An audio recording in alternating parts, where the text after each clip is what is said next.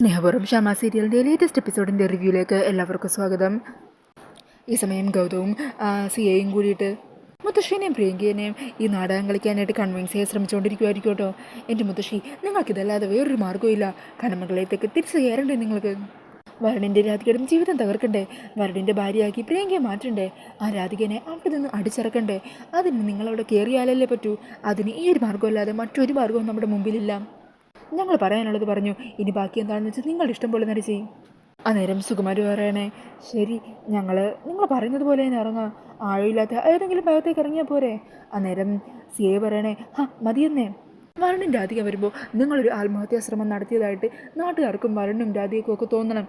ബാക്കി കാര്യങ്ങൾ ഞങ്ങൾ ഏർപ്പാടാക്കിയ ആളുകളെ കൂടി അങ്ങ് ചെയ്തോളും. ഇതൊക്കെ എത്ര തവണ ഞാൻ ചെയ്തിട്ടുള്ളതാ. ഇതിലൊന്നും പേടിക്കാനുള്ള ഒരു കാര്യമില്ലെന്നേ. അതേക്കുന്നത് സുകുമാരി പറയണേ, അത് ശരി, അപ്പോൾ ഇതുപോലുള്ള ടൈപ്പ് കാര്യങ്ങളൊക്കെ കാണിച്ചിട്ടല്ലേ ഇപ്പോൾ ജോലി പോയി വീട്ടിലിരിക്കുന്നത്. അന്നേരം സിഐക്ക് അങ്ങ് ദേഷ്യം വരുവാണ് കേട്ടോ. ഈ സമയം സിഐ പറയണേ, നിങ്ങളെ ആവശ്യമില്ലാത്ത കാര്യങ്ങളെക്കുറിച്ചൊന്നും അന്വേഷിക്കാൻ നിൽക്കണ്ട. പിന്നെ പറയുന്ന പോലെ അങ്ങ് ചെയ്താൽ മതി. ആൾക്കാർ നിങ്ങളെ പിടിച്ച് കയറ്റി കരയിലേക്ക് കൊണ്ടുവരുമ്പോഴേക്കും നിങ്ങൾ ഓടിക്കൂടിയ ആൾക്കാരുടെ മുമ്പിലേക്ക് വരണിൻ്റെ രാധികയും കൂടി നിങ്ങളോടും പ്രിയങ്കയോടും ചെയ്ത എല്ലാ കാര്യങ്ങളും എണ്ണി അങ്ങ് പറയണം. അതെല്ലാം കേട്ട് നാട്ടുകാർ അവിടെ നിൽക്കുന്ന വരണിനും രാധികയ്ക്കെതിരെ അക്രമാസക്തരാവണം. അവർക്ക് നിങ്ങളെ കൂട്ടിക്കൊണ്ടു പോകലല്ലാതെ മറ്റൊരു മാർഗ്ഗം മുമ്പിലുണ്ടാവാൻ പാടില്ല. അന്നേരം സുകുമാരി പറയണേ, വഴക്കുണ്ടാക്കുന്ന കാര്യത്തിലാണെങ്കിൽ നിങ്ങൾ ടെൻഷനാവേണ്ട. ഈ സുകുമാരി അത് വേണ്ട രീതിയിൽ തന്നെ കൈകാര്യം ചെയ്തോളാം. പക്ഷേ ഈ വെള്ളം അത് കാണുമ്പോൾ ആകെ ഒരു ഭയം പോലെ. ഒന്നും പേടിക്കണ്ടെന്നേ, ഞങ്ങൾ ഏർപ്പാടാക്കിയ ആളുകളുണ്ടല്ലോ, അവർ വേണ്ടതുപോലെ കൈകാര്യം ചെയ്തോളും. നിങ്ങളൊന്ന് കൂടെ നിന്നാൽ മാത്രം മതി. അന്നേരം മുത്തശ്ശിയും പ്രിയങ്കയും ചെറിയൊരു ഭയത്തോടെ ആ വെള്ളത്തിലേക്ക് ഇങ്ങനെ നോക്കി ടെൻഷനോട് കൂടി നിൽക്കുവാണ്. പിന്നീട് കാണിക്കുന്നത് വരുണിൻ്റെ അധികം കാറിൽ അവരന്വേഷിച്ച് പല സ്ഥലത്തും നടക്കുന്നതാണ് കേട്ടോ. ഈ സമയം രാധിക പറയണേ, വരുൺ കുറേ നേരമല്ലോ നമ്മൾ ഓരോ സ്ഥലത്തായിട്ട് അന്വേഷിക്കുന്നു, ഇതുവരെ അവരെ ഒന്ന് കാണാൻ പോലും പറ്റിയില്ലല്ലോ. അന്നേരം വരുൺ പറയണേ, ആ സുകുമാരി മുത്തശ്ശിക്കാണോ ഒളിക്കാൻ സ്ഥലം കണ്ടെത്താൻ പാടും? ഏതെങ്കിലും മാളത്തിൽ പോയി ഒളിച്ചിരിക്കുന്നുണ്ടാവും.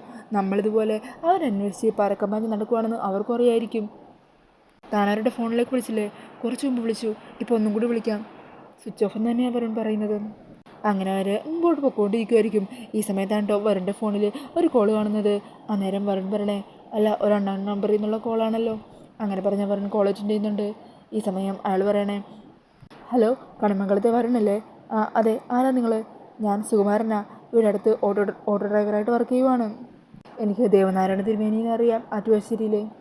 മോളുടെ കല്യാണം കഴിഞ്ഞ സമയത്ത് കണിമംഗലത്തേക്ക് സ്വീറ്റ്സും മറ്റും തരാനായിട്ട് ദേവനാരായണൻ എന്നെ ഏൽപ്പിച്ചിട്ടുണ്ടായിരുന്നു. ആ സമയത്ത് കണിമംഗലത്തെ വരൻ്റെ നമ്പറും തന്നിട്ടുണ്ടായിരുന്നു. ദേവനാരായണൻ്റെ ഫോണിലേക്ക് ഞാൻ വിളിക്കാൻ പലതവണ ശ്രമിച്ചു, പക്ഷേ കോള് കിട്ടുന്നില്ല. അതായിപ്പോൾ ഈ നമ്പറിലേക്ക് വിളിച്ചത്. അന്നേരം രാധിക ചോദിക്കണേ, അല്ല, അച്ഛൻ്റെ ഫോണിലേക്ക് എന്തിനാ വിളിച്ചത്? ഇതാര്, രാധിക മോളാണോ? അതെ. അത് പിന്നെ ദേവനാരായണ തിരുമേനിയുടെ അമ്മേനെ കുറിച്ചുള്ള കാര്യം പറയാനായിരുന്നു.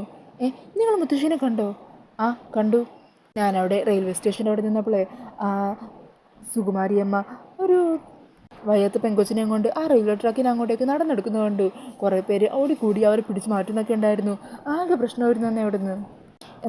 എന്നിട്ടിപ്പോൾ അവരെവിടെയുണ്ട് അറിയോ? അത് അവിടെ നിന്നിപ്പോൾ അടുത്ത സ്ഥലം തേടിപ്പോയെന്നാണ് തോന്നുന്നത്. ഇപ്പോൾ കാട്ടുമുക്കിൽ ആ പുഴയുടെ അങ്ങോട്ടേക്ക് പോയിട്ടുണ്ട്. ഇനി അങ്ങോട്ട് പോയത് എന്തിനാണെന്ന് ദൈവത്തിനറിയാം. ചാടിച്ചാവാനാണോ അതോ മറ്റെന്തെങ്കിലും ആണോ എന്നറിയില്ല. അപ്പോൾ ഇക്കാര്യം ഒന്ന് നേരത്തെ തന്നെ തിരുമേനിയെ വിളിച്ചറിയിക്കാമെന്ന് വിചാരിച്ചു. തിരുമേനിയെ കിട്ടാത്ത കാരണോ ഇയാളുടെ നമ്പറിലേക്ക് വിളിച്ചത്. അന്നേരം പറഞ്ഞു ചോദിക്കണേ, അല്ല ചേട്ടാ, ഈ സ്ഥലം എവിടെയാണെന്നാണ് പറഞ്ഞത്?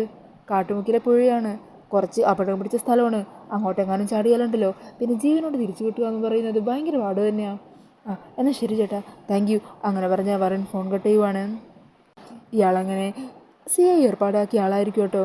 അങ്ങനെ അയാൾ പറഞ്ഞ വാക്കുകളൊക്കെ കേട്ട് അവർ രണ്ടാളും കൂടി ആ പുഴയുടെ അങ്ങോട്ടേക്ക് പോയിക്കൊണ്ടിരിക്കുവാണ്. ഈ സമയം വരുൺ പറയണേ, ഈ കാര്യങ്ങളൊക്കെ പ്ലാൻ ചെയ്യാൻ വേണ്ടിയിട്ടാണ് മുത്തശ്ശി ആറ്റുവാശ്ശേരിയിലേക്ക് പോലും തിരിച്ചു പോകാതെ ഇത്രയും നേരം മറഞ്ഞു നിന്നത്. വരുൺ, ഇനി മുത്തശ്ശി എന്തെങ്കിലും അബദ്ധം കാണിക്കുമോ? അന്നേരം വരുൺ പറയണേ, എടോ, അവരൊന്നും ചെയ്യാൻ പോകുന്നില്ല. ഇതൊക്കെ അവരുടെ അഭിനയം മാത്രമാണ്. അവർ കളിക്കുന്നൊരു നാടകം. എന്താണെങ്കിലും നമുക്കിതൊന്നും കണ്ടു വെറുതെ നോക്കിയിരിക്കാൻ പറ്റില്ലല്ലോ. നമുക്ക് എത്ര പെട്ടെന്ന് തന്നെ അങ്ങോട്ടേക്ക് ചെല്ലണം. അങ്ങനെ ആ പുഴയുടെ സ്ഥലത്ത് അവർ രണ്ടാളും എത്തുവാണ്ടോ. അങ്ങനെ രണ്ടുപേരും കാർ നിർത്തി. കാറിൽ നിന്ന് ഇറങ്ങുമ്പോൾ കാണുന്ന കാഴ്ച കുറേ ആൾക്കാർ ആ പുഴക്കടവിൽ അങ്ങനെ കൂടി നിൽക്കുന്നതാണ്. അന്നേരം രാധിക പറയണേ, ഒരു ദേവടെ എന്താ വല്ലാത്തൊരാൾക്കൂട്ടം. ഈ സമയം കുറേ ആൾക്കാർ കുളത്തിലേക്ക് എടുത്ത് ചാടിയ പ്രിയങ്കേനെ മുത്തശ്ശീനെയൊക്കെ പിടിച്ചു വലിച്ചുകൊണ്ട് എങ്ങനെയോ സ്റ്റെപ്പൊക്കെ കയറി കരയിൽ എത്തിക്കുവാണ്. ഈ സമയം ഇത് കണ്ട് കുറേ ആൾക്കാർ ഓടിക്കൂടിയിട്ടുണ്ടാകും കേട്ടോ. അവരും എന്താ കാര്യം എന്നൊക്കെ പറഞ്ഞ് അന്വേഷിക്കുവാണ്. അന്നേരം സുകുമാരി പറയണേ, എന്ത് ചെയ്യാനാ, ഞങ്ങളിനി എന്തിനാണ് ജീവിക്കുന്നത്? ഈ സുഖമില്ലാത്ത കൊച്ചിനെയും കൊണ്ട് ഞാൻ ഇനി എന്ത് ചെയ്യും? എന്താ പറ്റിയത്? നിങ്ങൾ എന്താ കാണിക്കുന്നത്? വെറുതെ ഞങ്ങളെ കൂടി ബുദ്ധിമുട്ടിപ്പിക്കല്ലേ. നിങ്ങൾ ഈ പുഴയിലേക്ക് കാണിച്ചോടെ ആത്മഹത്യ ചെയ്താലേ അതിൻ്റെ സമാധാനം പറയേണ്ടത് ഞങ്ങൾ നാട്ടുകാരും കൂടി ചേർന്നിട്ടാണ്. അന്നേരം സുകുമാരി കരഞ്ഞുകൊണ്ട് പറയണേ, ഞാൻ പിന്നെ എന്താ ചെയ്യേണ്ടത്? എൻ്റെ ഈ കൊച്ചിൻ്റെ ജീവിതം ഉണ്ടല്ലോ ഒരുത്ത് നശിപ്പിച്ചു. അവളെ എന്നേക്കുമായിട്ട് വലിച്ചെറിഞ്ഞു വിട്ടു. അത് കേൾക്കുന്നതും ഒരാൾ പറയണേ, ഓ അത് ശരി, അപ്പോൾ പ്രേമിച്ച് പറ്റിച്ചതാണല്ലേ? അത് കേട്ട് സുകുമാരി പറയണേ, അയ്യോ അങ്ങനെയൊന്നുമല്ല, ഇവളെ ഒരുത്തിന് അന്തസ്സോട് കൊടുത്തതിനെ കല്യാണം കഴിപ്പിച്ച് കൊടുത്തതാണ്. അവർ കല്യാണം കഴിപ്പിച്ച് വീട്ടിൽ സുഖമായിട്ട് ജീവിക്കുകയും ചെയ്യുമായിരുന്നു. എന്നാൽ ഒരു ദിവസം അവനുണ്ടല്ലോ ഇവളുടെ ചേച്ചിയെ സ്വന്തമാക്കാനായിട്ട് ഇവളെ നിഷ്കരണം ഉപേക്ഷിച്ച് കളഞ്ഞു. എന്നിട്ട് ഇവളുടെ ചേച്ചിയെ കല്യാണം കഴിച്ച് ഇപ്പോൾ താമസിപ്പിക്കുക. അവരുടെ ജീവിതത്തിന് ഒരു തടസ്സമാകാതിരിക്കാൻ വേണ്ടി എൻ്റെ മോളെ കൊല്ലാക്കൊല ചെയ്യുവാണ്. എൻ്റെ മോളെ ഇല്ലാതാക്കാൻ നോക്കുവാണ്. ഞങ്ങൾക്ക് വേറെ മാർഗ്ഗമില്ല. അവിടെ നിന്ന് എൻ്റെ മോളെ അടിച്ചിറക്കി വിട്ടു. എൻ്റെ മോളെയും കൊണ്ട് കയറിച്ചില്ല. ഞങ്ങൾക്കിപ്പോൾ ഒരു സ്ഥലവും ഇല്ല. ഞാൻ പിന്നെ എന്താ ചെയ്യേണ്ടത്? എന്തിനാണ് നിങ്ങൾ ഞങ്ങളെ രക്ഷിച്ചത് എന്നൊക്കെ പറഞ്ഞ് അവിടെ ഇത് കരഞ്ഞ് നിലവിളിക്കുവാണ്. ഈ സമയം രാധിക അങ്ങോട്ടേക്ക് ഓടി ചെല്ലുവാണ് കേട്ടോ. പിന്നാലെ വരളും ചെല്ലുക. മുത്തശ്ശി എന്താ ഇത്? എന്തായി കാണിക്കുന്നേക്ക്? മാറടി, നീ എന്നെ തൊട്ട് പോരുത്. അന്നേരം ആൾക്കാർ ചോദിക്കണേ, അല്ല നിങ്ങളാരാണ്? ഇവർ പറയുന്നതൊക്കെ സത്യമാണോ? ഈ കുട്ടിയെ ചതിച്ച ആ പയ്യൻ ആരാണെന്ന് മോൾക്കറിയോ? അന്നേരം സുകുമാരി പറയണേ, ഓ അത് വേറെ ആരുമല്ല, ദേ ഈ നിൽക്കുന്ന ഇവനുണ്ടല്ലോ, ഇവൻ തന്നെയാ. ഇവർ രണ്ടുപേരും കൂടി ചേർന്ന എൻ്റെ മോളുടെ ജീവിതം ഇങ്ങനെ നശിപ്പിച്ചത്. ഇവർ രണ്ടുപേരും ഇവരാഗ്രഹിച്ചതുപോലെ ജീവിക്കാൻ എൻ്റെ മോളെ ഇല്ലാതാക്കാൻ നോക്കി. അന്നേരം ആ CI ഏർപ്പാടാക്കിയ 2-3 ആൾക്കാർ ആ കൂട്ടത്തിലുണ്ടല്ലോ. അവർ പറയണേ, ഓ അത് ശരി, അപ്പോൾ അങ്ങനെയൊക്കെയാണല്ലേ കാര്യങ്ങൾ. നീ ആൾ കൊള്ളാലോടാ, ഇത്രയും വലിയ ദ്രോഹം ഈ പാവം പെൺപിച്ചിനോട് നീ ചെയ്തില്ലേ? അന്നേരം വരുൺ പറയണേ, ദേ നിങ്ങൾ കാര്യം അറിയാതെ എന്താണെന്ന് പോലും മനസ്സിലാക്കാതെ ഇവർ പറയുന്ന വാക്കുകൾ എടുത്തുള്ളാൻ നിൽക്കല്ലേ. അന്നേരം ഗോലു അങ്ങോട്ടേക്ക് തന്നെ, ഇവർ പറഞ്ഞാൽ എന്താണ് തെറ്റുള്ളത്? നീ വിവാഹം കഴിച്ചത് പ്രിയങ്കയെ തന്നെയാണ്. എന്നിട്ട് അവൾ ഒഴിവാക്കിയല്ലേ നീ ഇപ്പോൾ ഇവളുടെ വീഴ്ത്തി താലി കിട്ടിയത്. അങ്ങനെയുള്ള നീയെ കൂടുതലൊന്നും പറയാൻ നിൽക്കണ്ട. ഞാനും ഇവൻ്റെ കുടുംബത്തിലുള്ളവൻ തന്നെയാണ്. ഈ സമയം വരുൺ പറയണേ, ആ ശരിയാ, ഇവൻ്റെ കുടുംബത്തിലുള്ളവൻ തന്നെയാണ്. പക്ഷേ ഈ നിൽക്കുന്ന ഇവളേക്കാൾ മുമ്പ് ആ കുടുംബത്തിൽ നിന്ന് പുറത്തായവനാ ഇവൻ. അതിവൻ്റെ കയ്യിലിരിപ്പ് കൊണ്ട് തന്നെയാ ആ ദേഷ്യം, ആ പക വൈരാഗ്യമൊക്കെ തീർക്കാൻ വേണ്ടി ഇവൻ ഈ സന്ദർഭം ഉപയോഗിക്കുന്നു. അല്ലാതെ ഇതിനെക്കുറിച്ച് പറയാൻ എനിക്ക് മറ്റൊന്നുമില്ല. ദേ നിങ്ങൾ രണ്ടാളുടെയും ഇതുപോലത്തെ നാടകമൊന്നും ഉണ്ടല്ലോ എൻ്റെ അടുത്ത് ചിലവാകാൻ പോകുന്നില്ല. അന്നേരം അവിടെയുള്ള ആൾക്കാരുണ്ടല്ലോ വരുണിനോട് പൊട്ടിത്തെറിക്കുവാണ്. CI ഏർപ്പാടാക്കിയ ആ ആൾക്കാർ വരുണിൻ്റെ ഷർട്ടിൻ്റെ കോളറിലൊക്കെ കുത്തിപ്പിടിക്കുന്നുണ്ട്. നീ അങ്ങനെ അങ്ങ് പോകാമെന്ന് വിചാരിച്ചോ? ഒരു പെൺകുട്ടിയുടെ ജീവിതം നശിപ്പിച്ചിട്ട് ഒരു ഹൂസലില്ലാതെ ഇവളെയും കെട്ടി സുഖമായിട്ടങ്ങ് ജീവിക്കാമെന്ന് വിചാരിച്ചോ? മര്യാദയ്ക്ക് ഇവളെ നീ വിളിച്ചുകൊണ്ട് പൊക്കോണം. അങ്ങനെ അവർ തമ്മിൽ പിടിയും വലിയൊക്കെ ആകുവാണ്ടോ. വരുണും അയാളുടെ ഷർട്ടിനൊക്കെ കുത്തിപ്പിടിച്ച് ദേഷ്യപ്പെടുന്നുണ്ട്. ഈ സമയം രാധിക വരുണിനെ പിടിച്ച് മാറ്റുവാണ്. മതി വരുൺ നിർത്തുന്നു. എന്നിട്ട് മുത്തശ്ശിയെ നോക്കിയിട്ട് പറയണേ, നിങ്ങൾ ചാകിയോ ആത്മഹത്യ ചെയ്യോ എന്താണെന്ന് വെച്ചാൽ ചെയ്തോ. നിങ്ങളെയൊക്കെ അന്വേഷിച്ചു വന്നാൽ ഞങ്ങളെ പറഞ്ഞാൽ മതിയല്ലോ. വാ വരുൺ, നമുക്ക് ഇവിടെ നിന്ന് പോകാം. അങ്ങനെ അവിടെ നിന്നും പോകാൻ തുടങ്ങുമ്പോഴായിരിക്കോട്ടോ CIയും അങ്ങോട്ടേക്ക് എത്തുന്നത്. അത് ശരി, അങ്ങനെ അങ്ങ് പോയാലോ? ഇവരങ്ങ് ചാകാൻ വിട്ടിട്ട് നിനക്കൊക്കെ അങ്ങ് പോകാൻ പറ്റുമോ? അന്നേരം അയാളെയും കൂടി കാണുന്നതോട് വരുണിൻ്റെ അധികം അങ്ങ് ഞെട്ടിപ്പോകുവാണ്. ഈ സമയം വരുൺ പറയണേ, ഓ ഇപ്പോൾ മനസ്സിലായി, അപ്പോൾ എല്ലാവരും കൂടി ചേർന്നുള്ള നാടകങ്ങളിയാണല്ലേ ഇവിടെ നടന്നത്. അന്നേരം CI പറയണേ, നാടകങ്ങളെയൊക്കെ ആരാ നടത്തുന്നതെന്ന് എല്ലാവർക്കും മനസ്സിലായടാ. നീ താലി കെട്ടി ഒരു പാവം പെങ്കൊച്ചിനെ കളഞ്ഞിട്ടല്ലേ ഇപ്പോൾ ഇവളുടെ കൂടെ ജീവിക്കാനായിട്ട് അവളെ കൊല്ലാക്കൊല ചെയ്യുന്നത്. നിൻ്റെ ഭാര്യയായിട്ട് ജീവിക്കാൻ എന്തുകൊണ്ട് അവകാശം നീ നിൽക്കുന്നവൾക്ക് തന്നെയല്ലേ? അപ്പോൾ ഇവളെ വേണം നീ കൂട്ടിക്കൊണ്ട് പോകാൻ, അല്ലാതെ നിനക്കങ്ങനെ ഇവിടുന്ന് പോകാൻ പറ്റില്ലടാ. ഈ സമയം വീണ്ടും ആളുകൾ പ്രശ്നം ഉണ്ടാക്കുവാണ്. അങ്ങനെ വീണ്ടും അവർ വരുണുമായിട്ട് പ്രശ്നം ഉണ്ടാക്കുവാണ് കേട്ടോ. ഈ സമയം അതൊക്കെ കണ്ട് രാധിക ഇടപെട്ട് അവരെല്ലാം തടഞ്ഞുകൊണ്ട് അവരുടെ മുമ്പിൽ നിന്ന് പറയുവാണ്, അതെ ഇനി ആരെങ്കിലും വരണ്ട ദേഹത്ത് കൈവച്ചാലുണ്ടല്ലോ നിങ്ങളെല്ലാവരും ഇവർ പറയുന്ന ഈ കള്ളക്കഥകളൊക്കെ വിശ്വസിച്ചോ? ഈ നിൽക്കുന്നത് എൻ്റെ ഭർത്താവാ, എൻ്റെ വീഴ്ത്തി താലി കെട്ടിയ എൻ്റെ മാത്രം ഭർത്താവ്. വരണ്ട ദേഹത്ത് ആരുടെ ഒരു കൈവെക്കാൻ പോലും ഞാൻ സമ്മതിക്കില്ല. പിന്നെ ഇപ്പോൾ ഈ നിൽക്കുന്ന ഞങ്ങളുടെ കുടുംബത്തിൽ തന്നെ ഉണ്ടെന്ന് പറഞ്ഞാൽ ഇവനുണ്ടല്ലോ, ഇവൻ എങ്ങനെയാണ് കുടുംബത്തിൽ നിന്ന് പുറത്തായെന്നറിയോ? കുടുംബത്തിലെ സ്വർണ്ണവും പണമൊക്കെ കട്ടുപിടിച്ചതിൻ്റെ പേരിലാണ് ഇവനെ വീട്ടിൽ നിന്ന് പുറത്താക്കിയത്.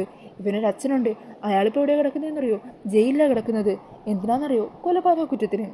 പിന്നെ ഈ നിൽക്കുന്ന CI സാറ് ഇപ്പോൾ ഇയാൾ CI ഒന്നുമല്ല, സസ്പെൻഷൻ കിട്ടിയൊരു പോലീസുകാരനാണ്. എങ്ങനെ ഇയാൾക്ക് സസ്പെൻഷൻ കിട്ടിയെന്നറിയോ? നേരത്തെ പറഞ്ഞ ഇവൻ്റെ അച്ഛൻ ആ കൊലപാതക കേസുണ്ടല്ലോ അത് തേച്ച് മാച്ച് കളയാൻ നോക്കിയില്ലേ, അത് കള്ളസാക്ഷികൾ ഉണ്ടാക്കിയതിന്. അങ്ങനെയുള്ള ഇവരെല്ലാവരും കൂടി ചേർന്ന് എൻ്റെ വരുണിനെയും വരുണിൻ്റെ കുടുംബത്തെയും ഞങ്ങളെ നാണം കെടുത്താൻ വേണ്ടിയിട്ടാണ് ഇതുപോലുള്ളൊരു കെട്ടുകഥകളുമായിട്ട് വരുന്നത്. ഇപ്പോൾ ഇവർ കളിച്ച് ഈ ആത്മഹത്യ നാടകം പോലും അതിന് വേണ്ടിയുള്ളതാണ്. കുറേ നാളായി ഇവരിതുപോലെയുള്ള പല പ്രവൃത്തികളും ചേർന്ന് ഞങ്ങളുടെ കുടുംബത്തെ നാണം കെടുത്താൻ തുടങ്ങിയിട്ട്. സഹിക്കുന്നതിനൊക്കെ ഒരു പരിധിയില്ലേ?